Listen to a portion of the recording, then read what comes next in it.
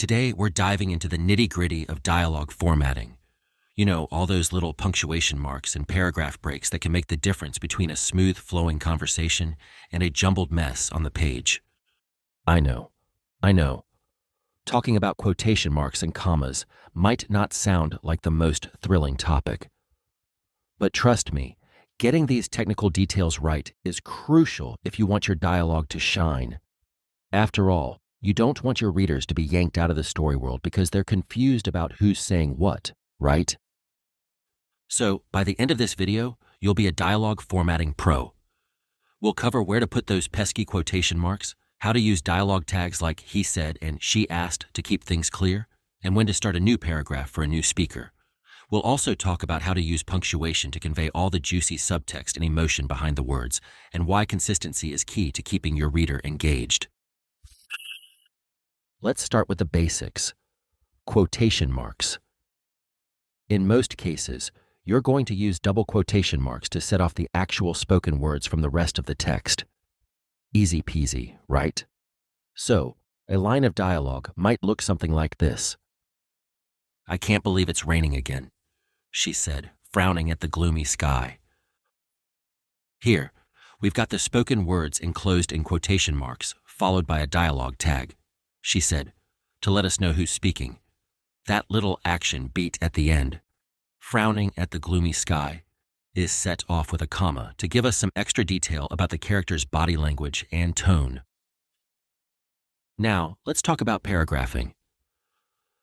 This is where a lot of writers trip up, but the rule is actually pretty simple. Every time you switch speakers, you start a new paragraph. Even if the dialogue is only a single word, it gets its own paragraph. This helps to visually break up the conversation and keep things clear for the reader. So, instead of writing something like this, "Are you coming?" he asked. "Yes." "Then let's go." You'd want to format it like this. "Are you coming?" he asked. "Yes." "Then let's go." See how much easier that is to follow? It's like giving each character their own little stage to speak from. But what about all those other little punctuation marks, like commas and question marks and exclamation points? Where do they go in relation to the quotation marks? Well, my friend, this is where things get juicy. Because the punctuation you choose can totally change the tone and meaning of your dialogue.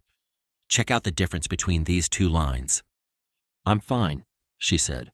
"I'm fine," she said. In the first version, the comma suggests a neutral or resigned tone. But in the second version, that exclamation point makes it clear that the character is feeling intense emotion, maybe frustration or insistence or even anger. So, as you're writing your dialogue, really think about what punctuation will best convey the subtext and inflection you're going for. And here's a pro tip. Keep your punctuation inside the quotation marks. This helps to visually connect it to the relevant line of dialogue. For example, she sighed and said, "I don't know what to do." "What should we do?" he asked. See how the comma and period in the first example stay inside the quotes, while the question mark in the second example does the same. That's the standard format, and it helps keep things tidy. But what about dialogue tags? Do you always have to use he said and she asked? Or are there other options? The short answer is dialogue tags are your friend. They help to identify the speaker and break up long stretches of dialogue. But you don't want to get too crazy with them. He exclaimed and she intoned can start to feel like overkill if you use them too often. Instead, try to vary your dialogue tags and use action beats to convey tone and emotion. For example, "I can't take this anymore." She slammed her fist on the table. "But what choice do we have?" He ran a hand through his hair, his voice tight. Here, the action beats. She slammed her fist on the table and he ran a hand through his hair. Give us a clear sense of the character's emotional states without relying on fancy dialogue tags. And finally, let's talk about consistency. This might seem like a no-brainer, but you'd be surprised how many manuscripts I've seen where the dialogue formatting is all over the place. Single quotes here, no quotes there, commas outside the quotation marks 1 minute and inside the next. So, before you start writing, take a few minutes to decide on a consistent dialogue formatting style and stick to it. Maybe you prefer single quotes to double quotes. Maybe you like to use em-dashes instead of commas to set off action beats. Whatever you choose, just make sure you're using it consistently throughout your manuscript. And if you're not sure where to start, there are some great resources out there to help you. The Chicago Manual of Style and the AP Style Book are two popular guides that can give you a solid foundation for your dialogue formatting. You can also use the Find and Replace function in your word processor to do a quick consistency check. Just search for quotation marks or commas and make sure they're all in the right place. So there you have it, folks. The key conventions of dialogue formatting, from quotation marks to punctuation to consistency.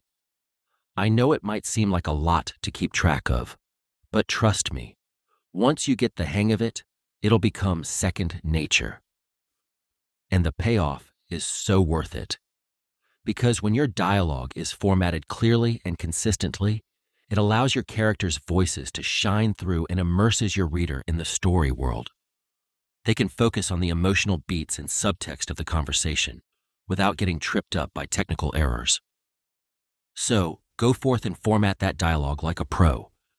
And if you want to take your writing skills to the next level,